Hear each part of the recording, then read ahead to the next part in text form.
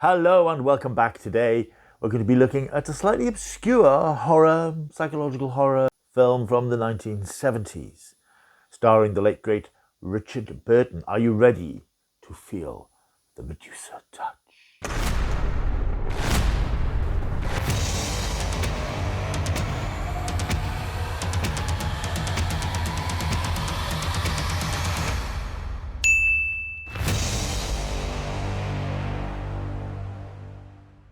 Hello and welcome back to my world of stuff. My name is Paul Mount. I still have a bit of a chest thing. It's quite weird. I've had this cold now for about 3 weeks. Usually the case that the last lingering bits are on my chest, and so it is today. I still have a bit of a cough. I feel fine. The cold I had, the man flu I had last month, was over and done with. Really the worst of it, about 3 or 4 days. But I cannot shake off the last of this slightly throaty cough. But as I say, this is something which I tend to get with these things. I do suffer with them. So I might see if I can get some antibiotics next week to finish it off, or me, whichever comes first.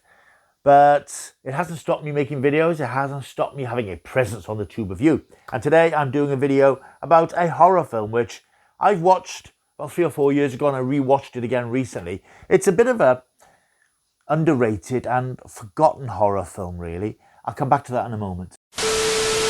You may be thinking, wait a minute, if Paul's doing horror films, that means he must be conscious of the fact that it's spooky season, it's Halloween on October the 31st. Why, you may be wondering, aren't Paul's videos festooned with webs and shrieks of terror and spooky background music? Well, because Halloween really is just one evening at the end of October, a couple of hours. And I understand it's a big American thing that's come over the Atlantic, that we're going to make a big thing about Halloween. It's a season. That's the thing that really bugs me when people talk about Halloween season. It really isn't. Autumn, winter, summer, spring are seasons. You can stretch a point to say that there's a Christmas season because that runs over about 2 weeks. But Halloween is one night, a few hours when you might get kids knocking on the door. And I haven't really decided how I'm dealing with those Halloween visits this year, whether I give the kids a mini Mars bar or two and wave them on their way, or whether I pour boiling hot oil over them from an upstairs window. I haven't decided yet. It'll be one of the two. I think I might have said that out loud. I'm joking, of course. It won't be that hot. So no, Halloween I think is a big commercialized thing. Everything's commercialized these days, so Halloween has been swept up in all that. So I don't make a big thing of Halloween, and I don't do a lot of Halloween videos. A few years ago, I did try to do a Halloween season of films. I thought I'd do a few horror film videos during October. Hardly anybody watched them, so I quickly staked that idea and have never revisited it. However, I will do a couple this month. I've got one which I'm quite keen to do on Halloween itself because it's about one of the great monsters of horror fiction. I'm hoping to post that up on Halloween itself, and there may be one or two others between now and then. But no, I'm not a big embracer of the traditions such as they are of Halloween and the cult of Halloween. But hey, it's a crazy mixed up world. You get your pleasures and your thrills where you can. In the 70s, there was a strange, quite short-lived obsession, I think, amongst the horror devouring public, whether it be in horror films or in books, with stories about the power of the brain, the hidden, unknown depths of what the human brain is capable of. I think that started probably in 1976 with Brian De Palma's adaptation of the early Stephen King novel Carrie, about the young tortured teenage girl with incredible mental powers. And of course Hollywood likes nothing more than a success and ripping itself off. There were a number of films in a similar genre over the next few years, probably culminating in David Cronenberg's Scanners in 1981, which took that idea to an extreme. And I suppose over the years the genre has drifted in and out of stories about people with strange mental abilities, but there was certainly a purple patch, late 70s, mid to late 70s, when film explored those ideas. As I said, starting with Carrie, then we had The Fury, and in 1978 we had The Medusa Touch, which was directed by Jack Gold and was an unusual starring role for legendary Welsh actor Richard Burton. The Medusa Touch was based on a 1973 horror novel written by Peter Van Greenaway. The screenplay for the film was written by John Briley, and as I said, it was directed by Jack Gold, a fairly well-known and well-respected director, probably best known at this period for his work on the classic TV movie starring John Hurt, The Naked Civil Servant from 1975. And he'd also previously directed BBC productions like The Merchant of Venice and Macbeth. And probably one of his most famous television productions was the TV film starring John Thor, Goodnight Mr. Tom. The Medusa Touch itself is an unusual film. It's a British and French co-production, and that becomes quite evident when you look at the casting, because it casts the very best of British acting talent in Richard Burton, and in a lead role as a police officer seconded to the UK, French actor Lino Ventura, pretty much unknown in the UK, but a huge star in Europe, particularly in France. And I suspect that as this was a co-production between the two countries, casting a major French star in a lead role was a pretty essential requirement of the deal that came together to get the film made. I've now seen the film twice. As I said, I watched it a few years ago and I watched it again the last week or so. And it is a very unusual and very striking film, even within that little horror subgenre of films about mental powers. It is unusual because of its non-linear structure. That's something I'm always quite interested in, films and stories and books and so on, that don't tell their story in a simple A to Z sort of narrative structure, but start at A and then go to X and then go back to V, and they leap about a little bit. And that requires a bit of mental gymnastics in the reader or viewer, and I think it works very well in The Medusa Touch because it is a bit of a puzzle box film, because it starts off as what appears to be fairly routine murder investigation, but as we delve deeper into the film's box of tricks and we start to piece together flashbacks and information that we discover about the lead character, who is off the screen for most of the film, to be honest, we realise that this is actually a much more sinister and much more disturbing story than it might appear to be. We start off in the apartment of a writer named John Mauler, who's played by Richard Burton, although at this point we don't see him. He's watching TV coverage of a moon landing which appears to be going wrong. His apartment is suddenly broken into and somebody clubs him on the back of the head. The next day we are back in the apartment and we meet up with Monsieur Brunel, a French detective on an exchange visit to London, and he is tasked with investigating the apparent murder of the novelist.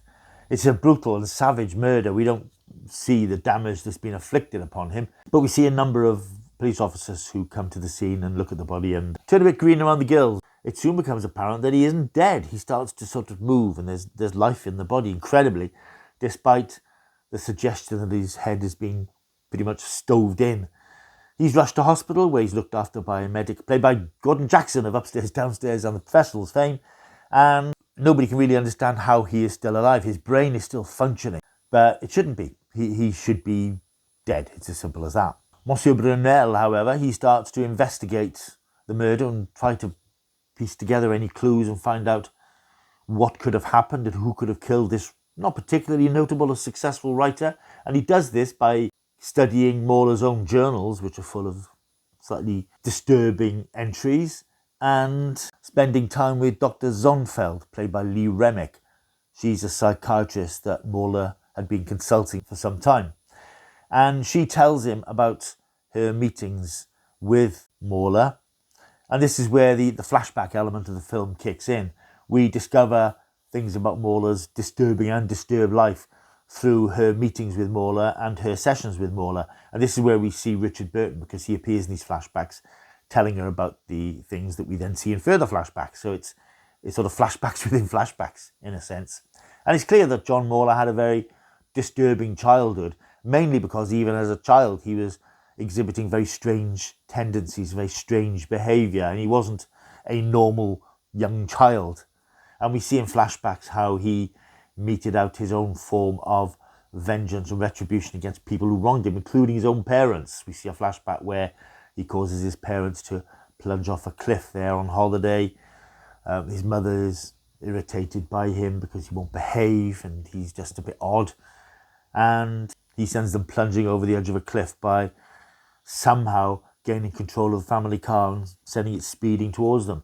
Then we see various incidents throughout his life, how he deals with people in school who've offended him and annoyed him, and various incidents that have tended to end up in terrible things happening to people, things that he's made happen by the power of his mind. Now, in these flashbacks, with the meetings with Mauler and the psychiatrist. He's trying to explain to her about the incredible abilities he had and the things he can do, and she obviously is quite skeptical of them.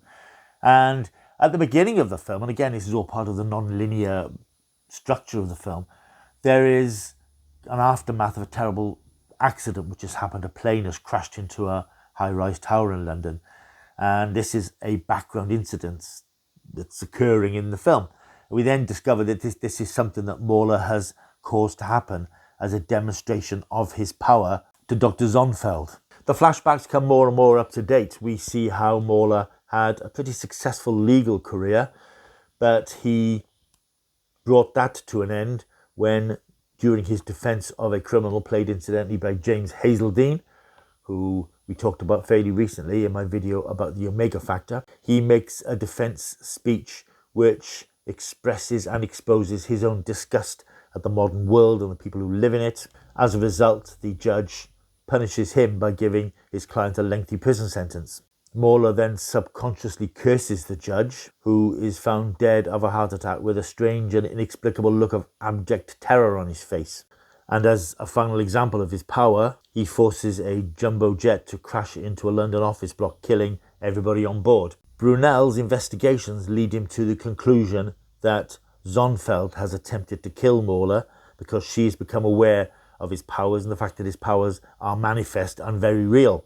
And she's determined to stop him causing any more disasters. Brunel eventually confronts Dr. Zonfeld. By now, he too is becoming convinced that Mauler had some very strange and disturbing powers. On returning to Dr. Zonfeld's office, he discovers that she has again taken the law into her own hands in a way that affects her.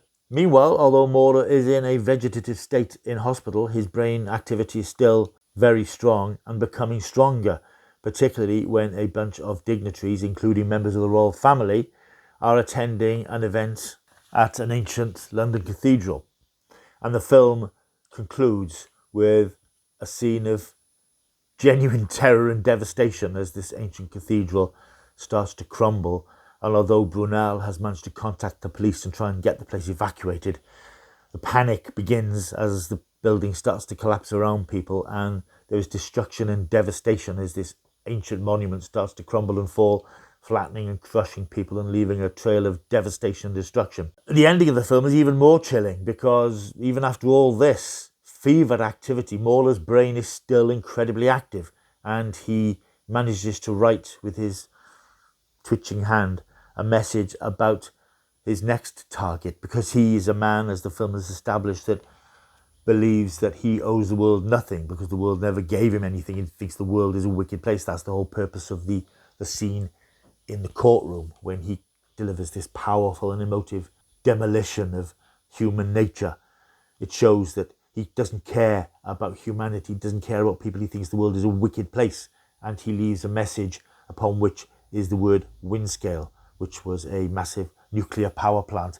That was to be his next target. The suggestion is that he's going to use his extraordinary telekinetic powers, even though his body is dead, his brain is still active, and he's going to cause a massive nuclear incident which could cause devastation across the country. That's the Medusa touch. Now, it's a very unusual film, and I really enjoyed watching it again, and I appreciated watching it more this time because I was able to appreciate that unusual structure. It's really nice to watch a film that doesn't progress in a very straightforward fashion, and it drops little clues and little hints, and it allows the audience to pick up on things.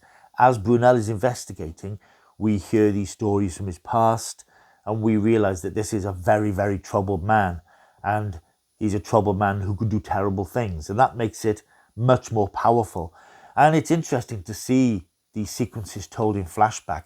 Richard Burton isn't in the film a great deal. He appears in several of these flashback scenes, but they're very powerful scenes in confrontation with other people and in figures of authority. And even though he's not in the film a great deal, his performances are dropped into the film at points that really emphasise this character and the tortured nature of this character. And whilst the performances throughout the film are all very good, he comes in, this towering beacon of acting, who had this massive career. And at this point, his career was in a bit of a lull. He hadn't had any really significant or successful roles in some time. And even though this film wasn't a huge hit, it allows him to deliver one of those great Shakespearean stentorian performances where he really dominates the screen. You feel the power of the man and the danger of the man. And he gives the film a lift, because I think without him, with a lesser actor in this role, it would probably been a bit of a hokey B-movie. And it is a bit of a shame that the studio didn't seem to have a lot of faith in the film, because when it was released, didn't have massive publicity behind it. It sort of drifted out into cinemas and over the years has attained a bit of a cult reputation. And I think that the thing that probably most people remember, there are a number of scenes where he demonstrates his power that are very impressively staged. But the sequence at the end where the cathedral is demolished, bearing in mind, and this is something I always say about old films, there's no CGI here, there's no AI, there's nothing created by the backroom boys. The model effects of the cathedral being destroyed, incidentally, were done by Brian Johnson, who would have literally at this point not long stepped off the set of Space 1999. And his miniature work in this is absolutely faultless. I mean, you cannot see the join, as they say. This looks so hyper-real. It's very well done, especially close-up shots of falling masonry and people being crushed. It's brutal and it's savage, and the death toll is very high. But the miniature work, it really is so well integrated in the live action that you do have to stop and think, how the hell did they do this? And again, it reminds you how good and how important and how, frankly, better practical effects are. I do miss that sort of stuff, and I think when you do get to see it in a new film or a TV thing, you really appreciate it much more, because you appreciate the real artistry of somebody who's built a model and animated this model or made it work and come to life. You know, I'm not going to get into a rant about CGI again, because CGI is a great thing in moderation and in the right place, but there is no replacement really for physicality. You know, things are there, and this is a model which is beautifully put together that falls apart with devastating consequences. It's an incredibly powerful film, and I'm glad that it has a bit of a cult reputation. It deserves to be better known, I think. It is one of those films that even genre fans will know and respect, but I think the fact that it slipped through the cracks is a shame, because it really deserves to be up there with your Carries and your Scanners of this type of film that explore the power of the mind, the unknown power of the mind. It's a great film. If you've never seen it, I do recommend that you rush out and find it. It was released on DVD, possibly Blu-ray by Network some time ago, but you can find it online. I'm sure it's on a streamer. I think I watched it on a streamer. Was it Amazon? Somewhere or other. I can't remember now. But it's a great film. If you've never seen it, highly recommend it. Great performances from a great cast. Obviously, I mentioned Richard Burton. It seems almost pointless to mention anybody else, really, but Lee Remick is really good in this role as the troubled psychiatrist. And as the film wears on, I think you can probably fairly quickly work out who's responsible for the attack on Mauler, because it sort of becomes obvious that she's the only one who knows what he is. I think that Lino Ventura's performance, although it's dubbed, is very good. And I like the idea of, even though it was done for convenience to get the film made, I think the idea of a French cop working in the UK, and he does come into conflict with sort of little British foibles and mannerisms now and again. That's sort of a culture clash thing that works really well. Also in the cast we have, as I mentioned, James Hazeldine. We have a very young Derek Jacobi. We have Robert Lang, who appears as one of Mauler's neighbours. He's under suspicion at one point in the film because he himself has clashed with Mauler, and as one flashback shows us, he has good reason to have a grudge against Mauler. Gordon Jackson, as I mentioned, playing the Doctor. Jeremy Brett, future Sherlock Holmes, he plays the rather louche new boyfriend of Mauler's ex-wife. And there's a fleeting appearance, incidentally, for Doctor Who fans, of Ian Marter, who plays a detective in a very early sequence in The Street. He has one line of dialogue. Frustratingly, in the credits at the end, he's credited as Ian Master, which is slightly annoying. Must have been a bit annoying for him. So it's an interesting cast in a really interesting and underrated film, which I suggest that you track down if you can, because it's something slightly different for this Halloween season. There's the Medusa touch, which gets from me 8.5 out of 10. Right, thank you for watching. I'm off to take some more cough medicine. I'll be back very soon with some more content. If you have not yet subscribed, don't forget to click that like and subscribe button there, or that QR code up there with your phone, and you will be subscribed to do this world of stuff. And I hope you look back through previous videos, lots of genre films, lots of Doctor Who, fantasy stuff, unboxings, loads of stuff. So stick around, please. Great to have you on board. Right, I'll see you soon. Until I do, keep taking the stuff.